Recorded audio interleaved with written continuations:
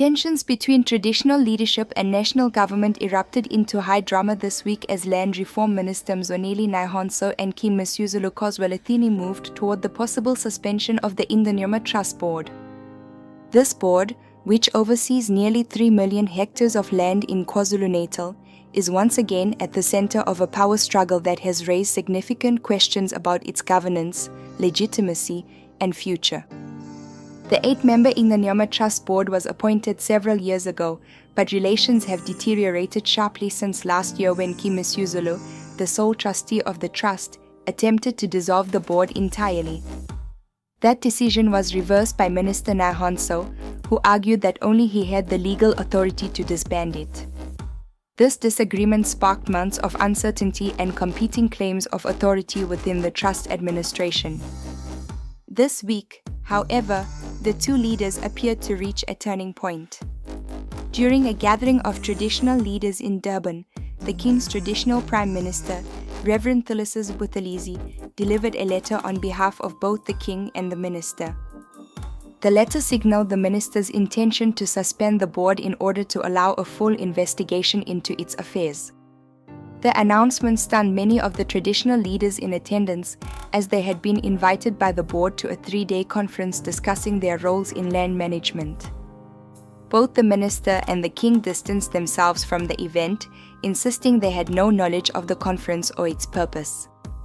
The minister recalled his staff who had already arrived, while King Misuzulu questioned how such a gathering could be organized without his approval or the involvement of his prime minister. The revelation left many traditional leaders deeply concerned that they had been summoned to a meeting that neither the minister nor the king recognized, highlighting a significant breakdown in communication and authority. In his letter, Minister NYHONTSO explained that he had appointed Senior Counsel Marumo Moraine to conduct an investigation into the Trust Board's operations. To ensure the inquiry proceeds without interference, he said he was considering placing board members on special leave. The board has been given an opportunity to explain why it should not be suspended while the investigation unfolds, underscoring the due process being followed. After delivering the letter, Reverend Buthelezi addressed the traditional leaders directly. He said the king believed they should seriously consider whether it was appropriate to remain in a meeting convened by a board that not only lacked his confidence but may soon be suspended.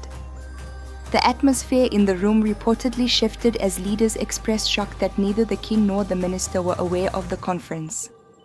Many voiced concerns that continuing with the meeting could be seen as undermining the king's authority. The board's deputy chairperson attempted to salvage the conference, urging leaders to proceed, but the momentum had already shifted. Reverend Buthelezi ultimately announced that the traditional leaders would withdraw entirely, noting that the board had officially been informed of the minister's intention to suspend it. The Ingonyama Trust Board has faced mounting scrutiny in recent years. The Moraine Commission, appointed earlier this year, is investigating financial management issues and allegations of governance failures. For many, this inquiry represents the most serious attempt in years to bring clarity and accountability to an institution that manages vast areas of traditional land, highlighting the critical importance of the investigation. The instability worsened last year when King Misuzulu declared that he no longer recognized the board. Following that declaration, he appointed an independent law firm to conduct a forensic audit of the trust's financial affairs. To date, the results of that audit have not been made public, leaving unanswered questions about the extent of the board's internal challenges and the true state of its financial health. The Ingonyama Trust, created in the mid-90s as part of the KwaZulu government's legislation, was established to administer traditional land on behalf of Zulu communities. For almost 3 decades, its role has been central to debates about land governance, traditional authority, and rural development. But the latest conflict between the king and the minister has deepened uncertainty about how the trust will function going forward. For now, the board has only a few days to defend itself and present arguments against its possible suspension. Traditional leaders are waiting clarity from both the minister and the king, who appear to have set aside their earlier disagreements long enough to confront the pressing governance issues within the trust.